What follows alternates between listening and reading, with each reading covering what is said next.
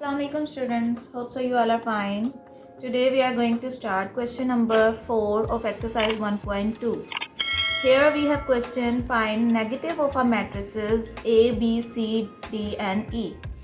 हमें कुछ matrices given है A, B, C, D and E and we have to find the negative of matrix. For example, we have a matrix A. First question is A matrix 1, 0 and -1. So we have to find its negative matrix. It's mean we have to find negative A. So negative of A matrix, A is 1, 0, -1. अब जब ये negative sign अंदर apply करेंगे तो ये आपके पास क्या बन जाएगा, माइनस, और इसके साथ कोई साइन नहीं है तो प्लस है, minus plus is -1, 0 is neither positive nor negative and minus minus is +1, so it's mean just 1.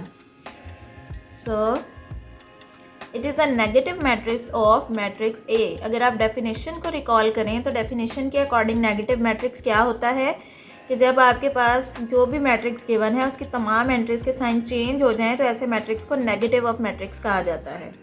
जैसे कि अब यहाँ पे +1 था तो -1 हो गया, -1 था तो वो +1 हो गया.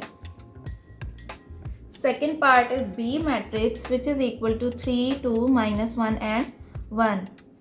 So minus b will be equal to -3, 2, -1 and 1.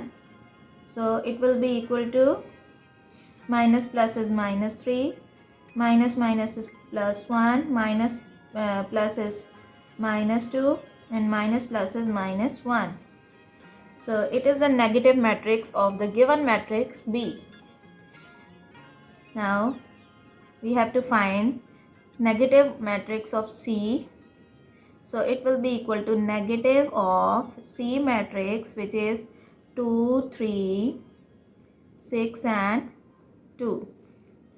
So it will become negative into positive, -2, negative into positive, -3, negative into positive, -6, negative into positive, -2.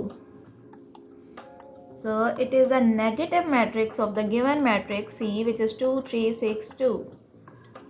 Now we have to find the negative matrix of D. So minus D is equal to minus, D is -3, -4, 2 and 5. So it will be equal to minus minus is +3, minus plus is -2, minus minus is +4, minus plus is -5.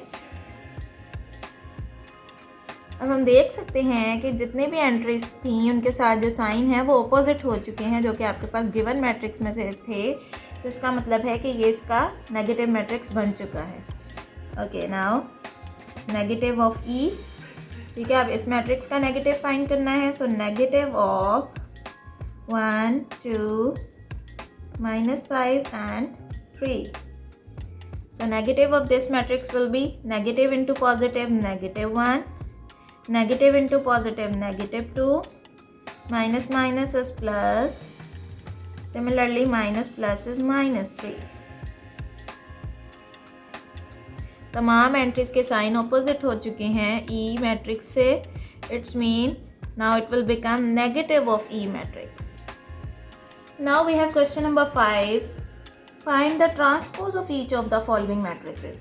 जितने भी given matrices हैं उसका अब हमने क्या find करना है, transpose. तो ट्रांसपोज आपने डेफिनेशंस जब पढ़ी थी तो ट्रांसपोज क्या था कि ऐसे मैट्रिक्स जिनकी रोज जो हैं वो कॉलम में चेंज हो जाती हैं और कॉलम्स जो है वो रोज में चेंज हो जाते हैं. तो अब यहाँ से जब हम इस ए मैट्रिक्स का ट्रांसपोज लेंगे तो ये हो जाएगा ए ट्रांसपोज.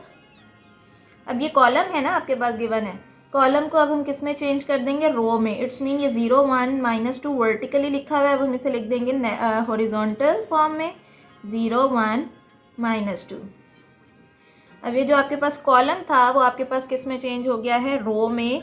इट्स मीन कि ये क्या है, इसका ट्रांसपोज. जब आप कॉलम को रो में या फिर रो को कॉलम में, अब अगर आप दोबारा इसका ट्रांसपोज लें तो ये रो जो है ये कॉलम में चेंज हो जाएगी। ठीक है, जो भी गिवन मैट्रिक्स होगा उसके कॉलम्स को रोज़ में चेंज कर देंगे या फिर रोज़ को कॉलम में चेंज कर देंगे, तो ऐसे मैट्रिसेस को कहा जाता है ट्रांसपोज ऑफ अ मैट्रिक्स। अब ये कॉलम मैट्रिक्स था, ठीक है, आपने डेफिनेशन में पढ़ा था ना कि जिसका सिर्फ एक कॉलम हो वो कॉलम मैट्रिक्स होता है। तो जब हमने इसका ट्रांसपोज लिया तो ये रो मैट्रिक्स हो गया, क्योंकि जिस मैट्रिक्स की सिर्फ एक रो होती है ऐसे मैट्रिसेस को रो मैट्रिक्स कहा जाता है। अब नेक्स्ट आप बी मैट्रिक्स अगर देखें तो बी मैट्रिक्स आपके पास रो मैट्रिक्स है। अब रो को जब हम कॉलम में चेंज करेंगे तो ये क्या बन जाएगा, ट्रांसपोज बन जाएगा बी का। तो बी का ट्रांसपोज लेने के लिए बी और ये ऊपर इसके जो टी लिखा जाता है इसका मतलब होता है कि ये बी का ट्रांसपोज है। तो अब ये इसका कॉलम जो है ये रो में चेंज होगा। अब ये सिंगल सिंगल एंट्री है इसलिए हम इसको कॉलम कंसीडर करेंगे और ये पूरी की पूरी क्या है, इसकी रो है। अब रो जब कॉलम में चेंज हो जाएगी, ये रो है ना, रो 5, अब ये कॉलम वाइज जब लिखा जाएगा तो ऐसे हो जाएगा। तो अब ये रो मैट्रिक्स जो है वो कॉलम मैट्रिक्स में चेंज हो चुका है, इट्स मीन ये इसका ट्रांसपोज बन गया है। अब नेक्स्ट आप इस वाले क्वेश्चन में आ जाएं, सी मैट्रिक्स। जब आप इसका ट्रांसपोज लेंगे तो ये किस तरह की फॉर्म में आ जाएगा, 1 and 2। ठीक है, ये इसकी रो है, रो को किस में चेंज करना है, कॉलम में, इट्स मीन ये ऐसे लिखा जाएगा 1 and 2। इसी तरह से 2 and -1 रो में है, इसको इस तरह से लिख देंगे तो ये कॉलम बन जाएगा। 3 and 0, 3 and 0, ये मैट्रिक्स अब आपके पास इसका क्या आ गया, ट्रांसपोज। अब आप देखें ये इसकी रो जो थी ये कॉलम बन गई हैं सारी, और जो रो कॉलम थे 1 2 3 वो अब इसकी रो बन गई है। तो जब रो कॉलम में और कॉलम रो में चेंज हो जाए तो वो उस मैट्रिक्स का ट्रांसपोज बन जाता है। इसी तरह से डी मैट्रिक्स का ट्रांसपोज ले लेते हैं। 2 and 3 इसकी रो है तो हम इसको इसका कॉलम बना देंगे। 0 and 5 रो है तो ये इसका कॉलम बन जाएगा। अब आप चेक करें, 2 3 रो थी, कॉलम बन गया, 0 5 रो थी, कॉलम बन गया। अब जो कॉलम्स थे 2 and 0 वो इसकी रो बन चुकी है, और 3 और 5 जिसका कॉलम था वो भी इसकी क्या बन चुकी है, रो बन गई है। तो इस तरह से हम इस सारे क्वेश्चंस का, जो भी आपके पास क्वेश्चंस गिवन होंगे उसका ट्रांसपोज फाइंड करेंगे। नेक्स्ट पार्ट है ई, उसी ट्रांसपोज वाले क्वेश्चन के पार्ट्स हैं ये भी। ई ट्रांसपोज जब आप फाइंड करेंगे तो ये आपके पास क्या बन जाएगा, 2 3 is its row and we can change it into column, so 2 3 and 2 3, -4 and 5, so this is the transpose of the given matrix E. Similarly F transpose, F matrix का transpose 1 2 रो है, 1 2 को कॉलम में लिख देंगे, 3 4 रो है, 3 4 को कॉलम में लिख देंगे। तो अब जो कॉलम थे 1 3 वो रो बन गए हैं, 2 and 4 कॉलम थे, रो बन गया है। ठीक है, ये सब इसके क्या हो गए, हमने ट्रांसपोज फाइंड कर लिए हैं। क्वेश्चन नंबर 6, क्वेश्चन नंबर 6 क्या है, वेरीफाई दैट। वेरीफाई करने का क्या मतलब होता है कि आपके पास 2 साइड्स गिवन होती हैं और हमने एक साइड को कंसीडर करके उसको दूसरे साइड के इक्वल प्रूव करना होता है। जैसे कि अब हमें यहाँ पे मैट्रिक्स गिवन है ए और यहाँ पे मैट्रिक्स गिवन है बी। ठीक है, और हमें फर्स्ट पार्ट जो है इस क्वेश्चन का ये दे दिया है कि जब हम ए का ट्रांसपोज लें और फिर जो हमारा ए ट्रांसपोज का आंसर आए उसका अगेन हम ट्रांसपोज लें तो वो आपके पास ए के इक्वल आना चाहिए। इट्स मीन कि हम एक साइड को कंसीडर करेंगे, हम लेफ्ट हैंड साइड को कंसीडर कर लेंगे और प्रूव कर देंगे कि ये वाकई ए के इक्वल है, यानी कि वाकई ये राइट हैंड साइड के इक्वल है। सो यहाँ पे हम कंसीडर कर देंगे लेफ्ट हैंड साइड को। लेफ्ट हैंड साइड क्या है, ए ट्रांसपोज का ट्रांसपोज हमने लेना है।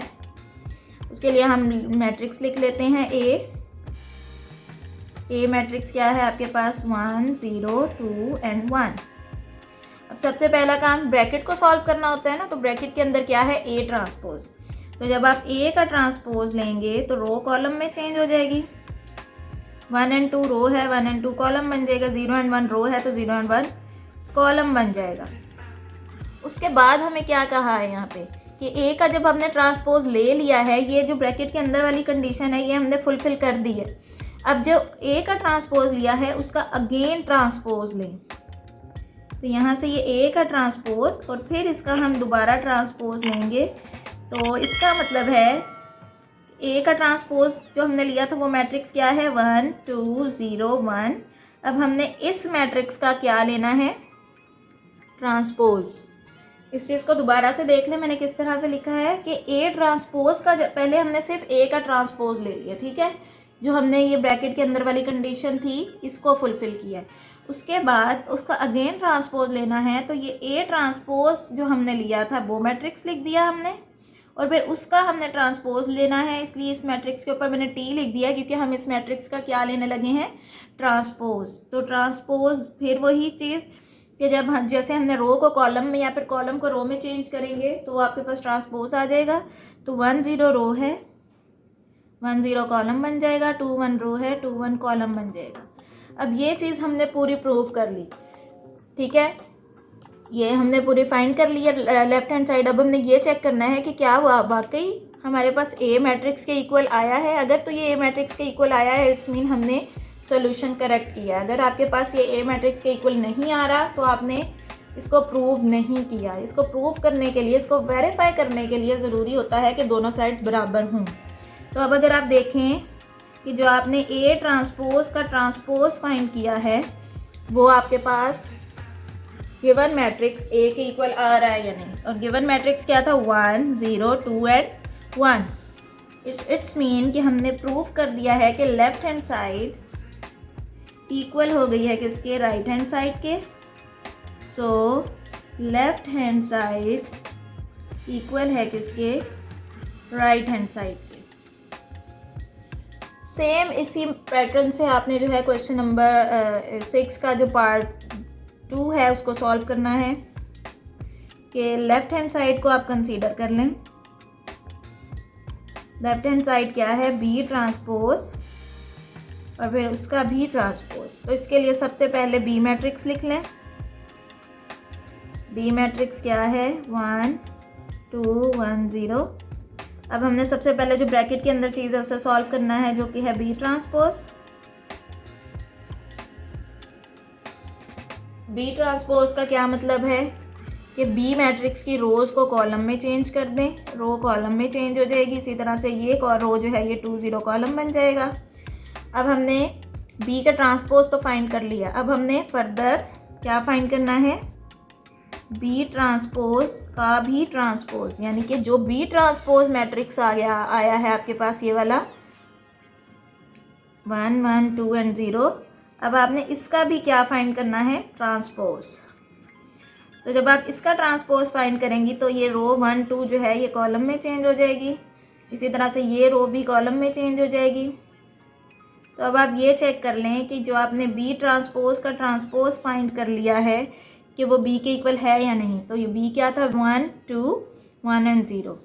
तो ये बी मैट्रिक्स के इक्वल आ गया है, यानी कि आपने लेफ्ट हैंड साइड को सॉल्व करके प्रूव कर दिया है कि ये राइट हैंड साइड के इक्वल है। So left hand side is equal to right hand side, ठीक है। इसी तरह से आपने जो है सिंप्लीफाई कर लेना है अपने पूरे क्वेश्चन को। जैसे कि आपको ए ट्रांसपोज का ट्रांसपोज दिया हुआ था, स्टेप बाय स्टेप हम चलेंगे। सबसे पहले हमने ट्रांसपोज फाइंड कर लिया, फिर जो ये एक ट्रांसपोज वाला मैट्रिक्स आया था अगेन हमने फिर उसका ट्रांसपोज जब फाइंड किया तो वो आपके पास गिवन मैट्रिक्स ए के इक्वल आ गया था, और आपने वेरीफाई कर दिया कि ए ट्रांसपोज का ट्रांसपोज इक्वल है ए के और बी ट्रांसपोज का ट्रांसपोज इक्वल है बी के। Thank you so much.